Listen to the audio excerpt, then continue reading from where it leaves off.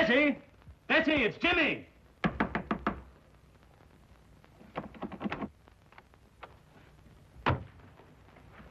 Mr. Durham, something's happened to Betty.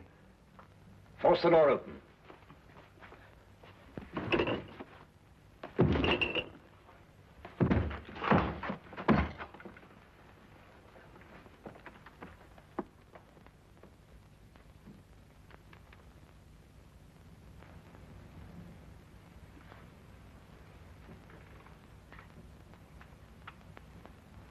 The singing violin.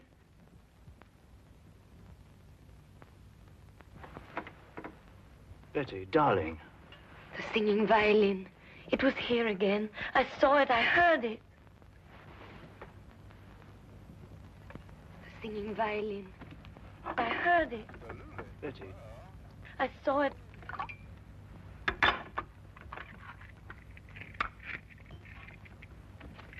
Give her one of these. It's the sedative Dr. Marino left for her.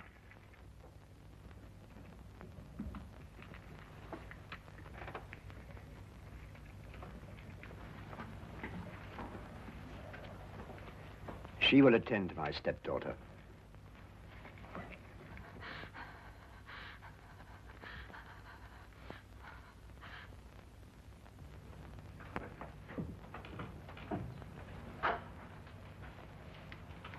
Perhaps you wondered, Willand, why I invited you to my home as my weekend guest. I thought our coming marriage, Betty's and mine, had something to do with it, sir. No. I wanted you to see for yourself why that marriage can never take place. I don't understand, sir. Are you blind, Willand? After what you've just witnessed, don't you realize that my stepdaughter is losing her mind? She never told me. Naturally. Dancing skeletons, headless men, and tonight, a singing violin. Surely, sir, it must be merely her imagination. Nightmares. But she insists the things that she sees are real. Positive proof of incipient dementia precox. I regret to have to tell you this, my boy. My doctor informs me that in a matter of weeks, if not days, Betty must be certified as hopelessly mad.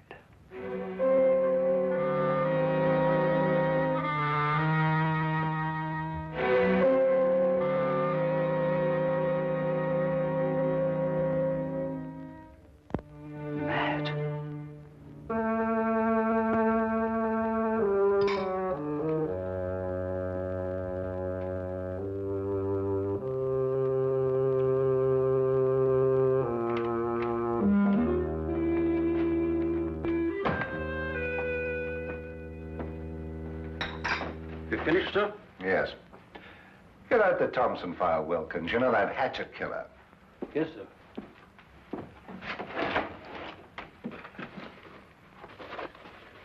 Mr. Holmes did a neat bit of work on that case, don't you think, sir?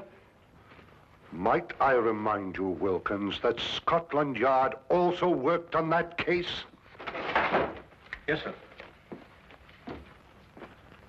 What shall I do with the file, sir? Put it in the case's closed file, of course. Very good, sir. Crime seems to be falling off in London this week, sir. It's been a dull week. Yes, it's so dull, I'm going to do something about it. What, sir? I'm going to visit our old friend Sherlock Holmes. I've noticed that when we've got no crime, he has.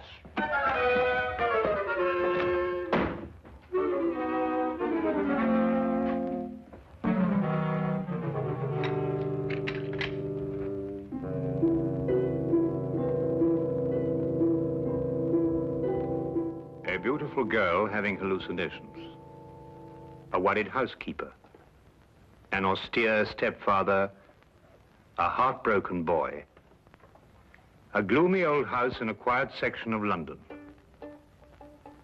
That was one of the most bizarre and terrifying cases ever to challenge the talents of my extraordinary friend, Sherlock Holmes. We were plunged into it one drowsy day in mid-September when murder, sudden and brutal, came calling. What was that? Sounds like a shot from the street.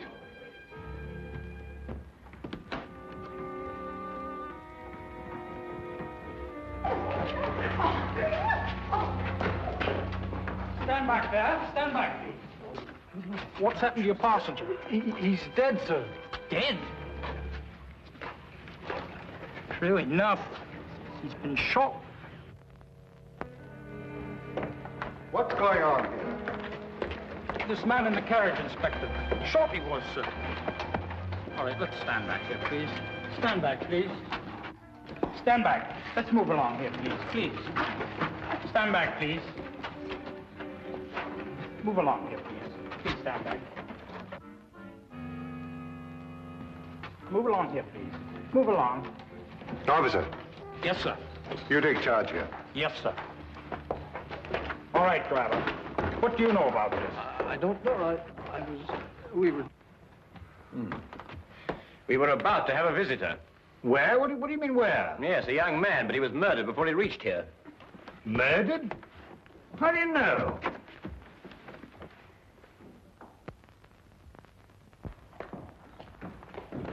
Let's move along, please. Move along. It's all over. Move along, please.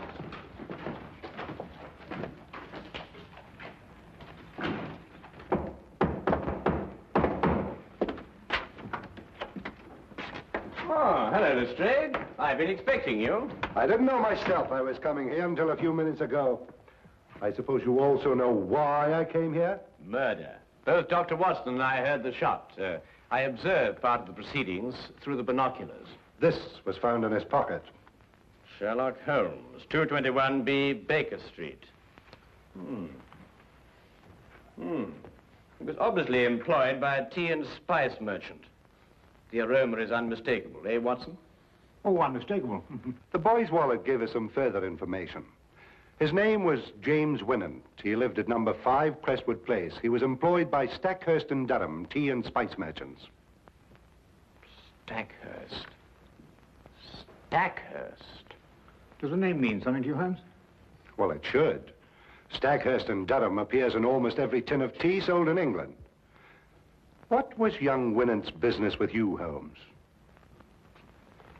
Winant. Durham. Ah.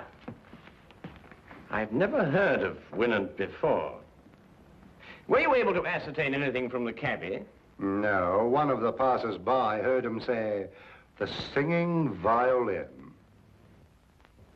The Singing Violin? No, that can't mean anything, I'm sure. Can't mean anything, Lestrade. Well, now, of course not. Get your hat, Watson. Well, where are we going, Holmes? To interview the murderer of Jimmy Winant, of course. You mean to say you know who killed him? Of course I do. Don't you?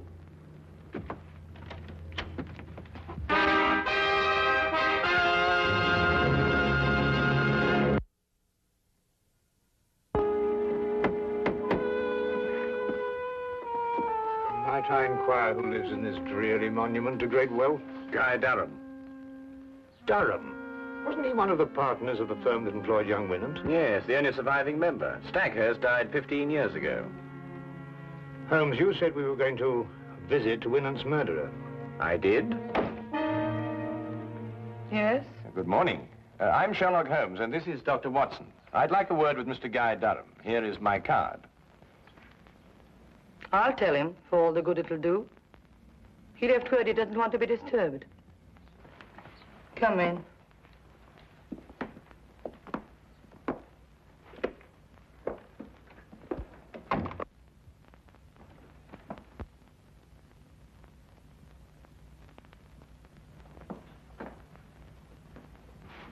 Oh, permit me, madam, to congratulate you on your new position. Thank you. How do you know I'm new here? Mrs. Ferguson, who was at the door? Excuse me.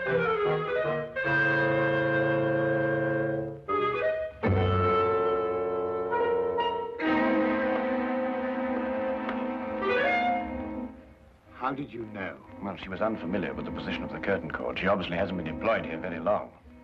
Oh, obviously. I'm sorry, sir, but Mr. Durham can't... What is the meaning of this? I'm sorry, sir. They pushed in before I could stop them.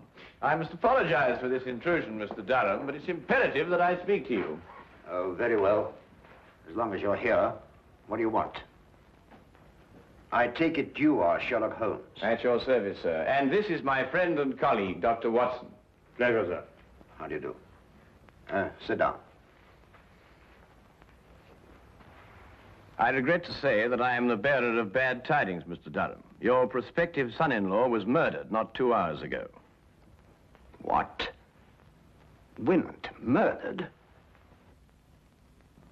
But, Holmes... The engagement announcement of Miss Betty Durham and Mr. James Winant was published in the Times not 2 days ago. Mr. James Winant was on his way to see me when he was ambushed and shot. But what did he want to see you about? Don't you know Mr. Durham?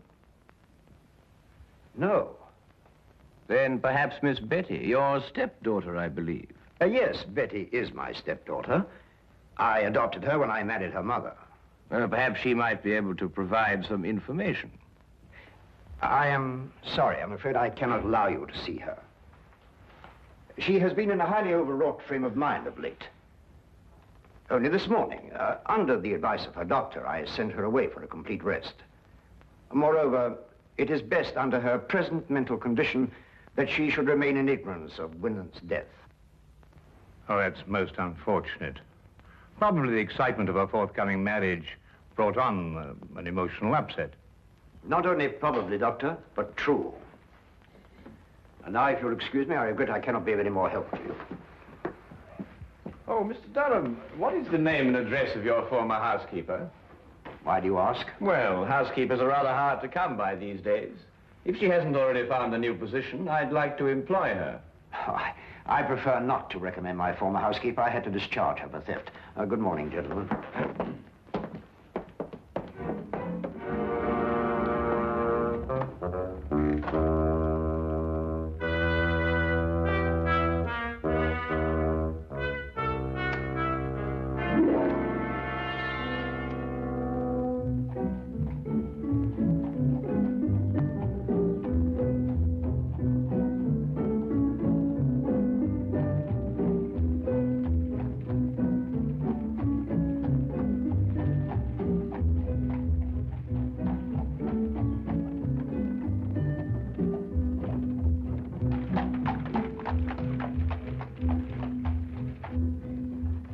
Do you believe Durham is the murderer, Holmes? Yes.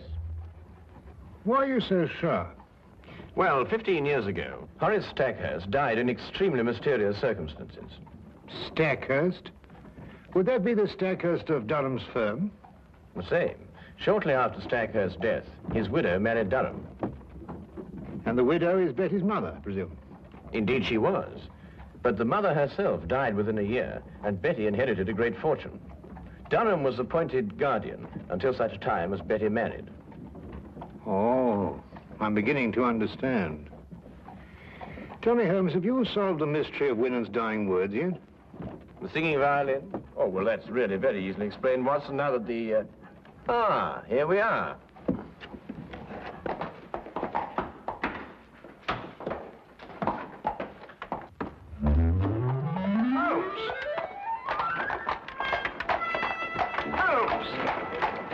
It was just like Holmes to leave me in the middle of an unfinished explanation, bursting with curiosity. But there was nothing I could do about it except wait for his return.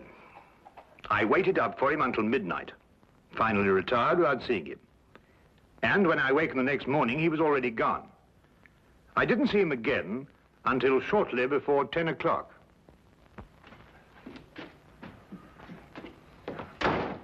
Hello, where have you been? Do you mind going to the window, Watson? What? I've got a surprise for you.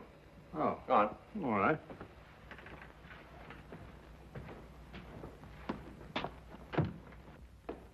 No, not yet, Watson. Now, turn around. Now, keep looking into the street. That's better. Now. Won't be a minute now. All right. Turn around.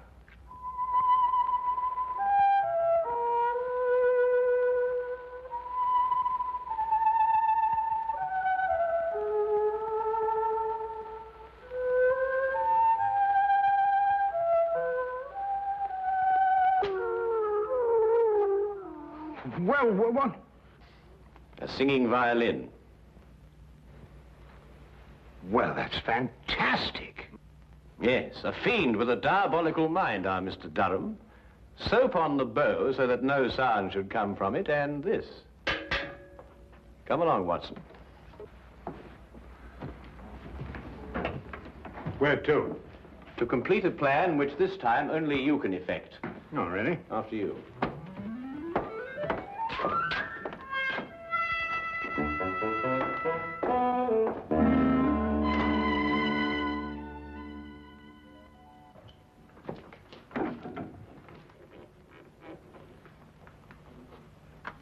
Ha-ha, John Murdoch! So I found you at last, eh? What?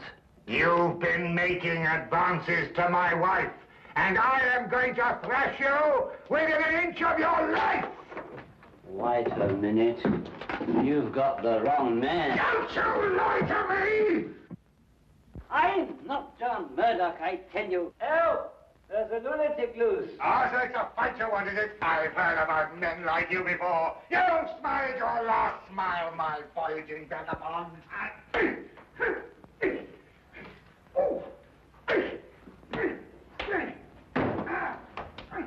My answer is final, Durham. I didn't mind certifying your stepdaughter as insane, but I draw the line at murder. If you want her killed, do it yourself. Very well, Marino. I will. But you will have to sign the death certificate. That I'll do. An overdose of morphia would be the best way. I'll prepare a hypodermic for you. She's under sedation now, and shouldn't give you any trouble. What room is she in? Number 4. Dr. Marino, help! Something's happening out there. Let it wait. Give me the hypodermic.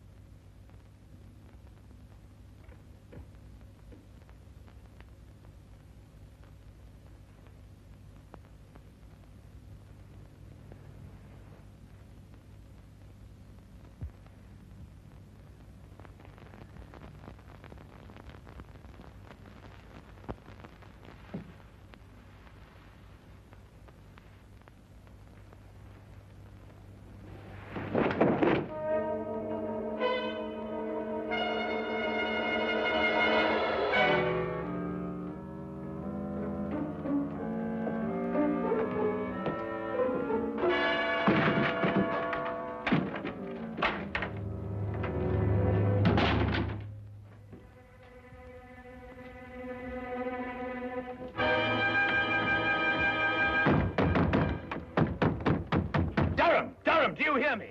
Don't dare touch that girl. Don't you dare touch her. Or by all I hold sacred, I'll kill you. Durham! Durham, do you hear me? Durham! Durham!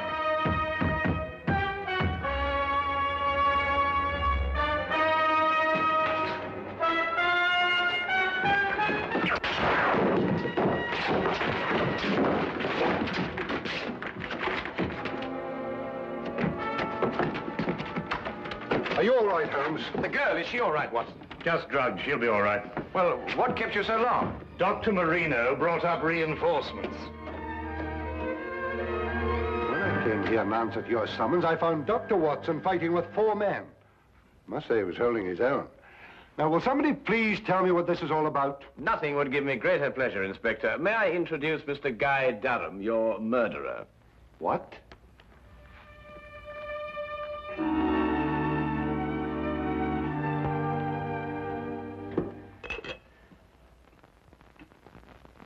Well, of course, Watson. I knew Betty was in danger when Durham mentioned Marino.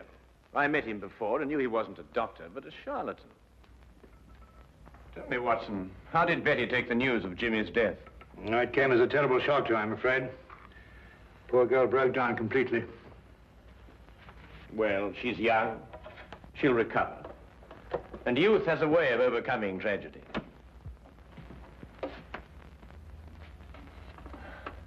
Ah.